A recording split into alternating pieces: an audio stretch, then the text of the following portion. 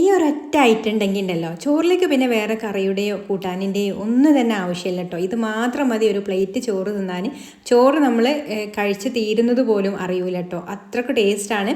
അപ്പോൾ നിങ്ങൾ ഒരു തവണയെങ്കിലും ഒന്ന് ട്രൈ ചെയ്ത് നോക്കിക്കോളൂ, പിന്നെ വീണ്ടും വീണ്ടും നിങ്ങൾക്ക് ഇതന്നെ കഴിക്കാനായിട്ട് തോന്നും കേട്ടോ. അപ്പോൾ ആദ്യം തന്നെ ഞാൻ ഉണക്കച്ചെമ്മീനാണ് എടുത്തിട്ടുള്ളത്. ഉണക്കച്ചെമ്മീൻ ഇതിപ്പോൾ കഴുകി ഉണക്കി എടുത്തിട്ടുള്ളതാണ് കേട്ടോ. അപ്പോൾ അതിൻ്റെ ആ ഒരു തലയൊന്ന് കളയുന്നുണ്ട്.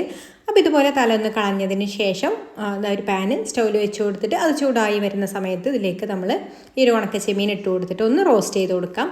കരിഞ്ഞു പോകരുത് കേട്ടോ. ഒരു മീഡിയം ഫ്ലെയിമിൽ വെച്ചിട്ട് നന്നായിട്ട് ഇതുപോലെ അങ്ങ് മൊരിഞ്ഞ് വരുന്നത് വരെ റോസ്റ്റ് ചെയ്തെടുത്താൽ മതി. എന്നിട്ട് നമുക്കിത് മാറ്റി വെക്കാം. ഇനി വേറൊരു പാന് സ്റ്റൗവിൽ വെച്ച് കൊടുത്തിട്ടുണ്ട്. അതിലേക്ക് വെളിച്ചെണ്ണ ഒഴിച്ച് കൊടുക്കാം.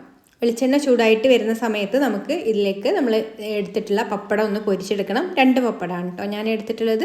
അപ്പോൾ ഇത് ചെറിയ പാനായതുകൊണ്ട് ഞാൻ പപ്പടം ഇതുപോലെ ഒന്ന് കട്ട് ചെയ്തിട്ടാണ് ഇതിലേക്ക് ചേർത്ത് കൊടുക്കുന്നത്.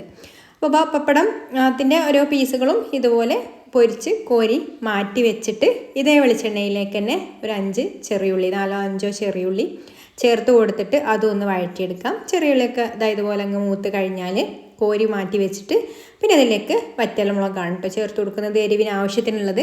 അപ്പോൾ ഞാനിവിടെ കാശ്മീരി മുളകും എരിവുള്ള മുളകുമാണ് കേട്ടോ, രണ്ടും കൂടിയാണ് എടുത്തിട്ടുള്ളത്, കളറും കൂടെ കിട്ടാൻ വേണ്ടിയിട്ട്. അപ്പോൾ അത് എരിവിനനുസരിച്ചിട്ട് എടുക്കാം കേട്ടോ.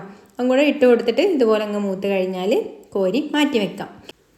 ഇനി മിക്സിയുടെ ജാറിലേക്ക് നമ്മൾ ആദ്യം വറുത്ത് മാറ്റി വെച്ചിട്ടുള്ള ചെമ്മീൻ ഉണ്ടല്ലോ അത് ചേർത്ത് കൊടുത്തിട്ട് നന്നായിട്ടൊന്ന് പൊടിച്ചെടുക്കാം. അപ്പോൾ ഇതുപോലെ അങ്ങ് പൊടിച്ചെടുത്തതിന് ശേഷം പിന്നെ പൊരിച്ച് വെച്ചിട്ടുള്ള പപ്പടവും അതുപോലെ വഴറ്റിയെടുത്തിട്ടുള്ള ആ ഒരു മൂത്ത് വന്നിട്ടുള്ള ഉണക്കമുളകും കൂടെ ചേർത്ത് കൊടുത്തിട്ട് ഒന്നും കൂടെ അങ്ങ് പൊടിച്ചെടുക്കാം. അപ്പോൾ ഇതെല്ലാം പൊടിഞ്ഞ് കഴിഞ്ഞാൽ പിന്നെ നമ്മൾ അരച്ചെടുക്കാനുള്ള ചേരുവകളൊക്കെ ചേർക്കാം കേട്ടോ. അപ്പോൾ ഇനി മൂപ്പിച്ചെടുത്തിട്ടുള്ള ചെറിയുള്ളി ചേർത്ത് കൊടുക്കുന്നുണ്ട്.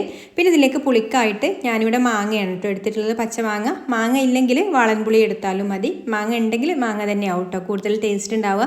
അപ്പോൾ അത് പുളി ഓരോ മാങ്ങയുടെയും പുളി നോക്കിയിട്ട് അതിനനുസരിച്ചിട്ടുള്ളത് അളവിൽ ചേർത്ത് കൊടുക്കുക കേട്ടോ. പുളിയുള്ള മാങ്ങയും പുളിയില്ലാത്ത മാങ്ങയൊക്കെ ഉണ്ടല്ലോ ആവുമല്ലോ. അപ്പോൾ അതിൻ്റെ പുളിക്കനുസരിച്ചിട്ടുള്ളത് ചേർത്ത് കൊടുക്കാം. പിന്നെ കുറച്ച് തേങ്ങയും കൂടി ചേർത്ത് കൊടുക്കുന്നുണ്ട് കേട്ടോ. തേങ്ങ ഒരുപാട് വേണ്ട, കുറച്ച് മാത്രം മതി. എന്നിട്ട് പാകത്തിനുള്ള ഉപ്പും കൂടി ചേർത്ത് കൊടുത്തിട്ട് ഇതൊന്നങ്ങ് അരച്ചെടുക്കാം. അപ്പോൾ അരച്ച് ഞാൻ കൊണ്ടുവന്നിട്ടുണ്ട്. ഒരുപാട് ഫൈനായിട്ട് അരയണ്ട കേട്ടോ. നമ്മൾ ചമ്മന്തിയൊക്കെ സാധാരണ ചമ്മന്തിക്ക് അരച്ചെടുക്കുന്ന ആ ഒരു രീതിയിൽ അങ്ങ് അരച്ചെടുത്താൽ മതി.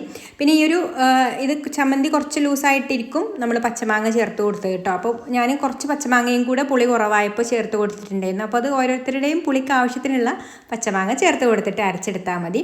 അപ്പോൾ നമ്മുടെ അടിപൊളിയായിട്ടുള്ള ചമ്മന്തി ഇവിടെ റെഡി ആയിട്ടുണ്ട്. ഇത് മാത്രം മതി കേട്ടോ ഒരു പ്ലേറ്റ് ചോറിനാൻ വേണ്ടിയിട്ട്. വേറെ കറിയോ കൂട്ടാനോ ഒന്നും തന്നെ വേണ്ട. നല്ല ടേസ്റ്റാണിത്. കാരണം ഇതിൽ പപ്പടവും അതുപോലെ തേങ്ങയും ചെമ്മീനും പച്ചമാങ്ങയും എല്ലാം കൂടി ചേരുമ്പോൾ വേറൊരു ടേസ്റ്റ് തന്നെയാണ് കേട്ടോ. അപ്പോൾ നിങ്ങൾ ട്രൈ ചെയ്ത് നോക്കാത്തവർ ഒന്ന് ട്രൈ ചെയ്ത് നോക്കിക്കോളൂ. ഇഷ്ടമായിട്ടുണ്ടെങ്കിൽ ലൈക്ക് ചെയ്യാനും ഷെയർ ചെയ്യാനും ചാനലൊന്ന് സബ്സ്ക്രൈബ് ചെയ്യാനും ഫേസ്ബുക്കിലാണെന്നുണ്ടെങ്കിൽ പേജ് ഒന്ന് ഫോളോ ചെയ്യാനും മറക്കല്ലേ.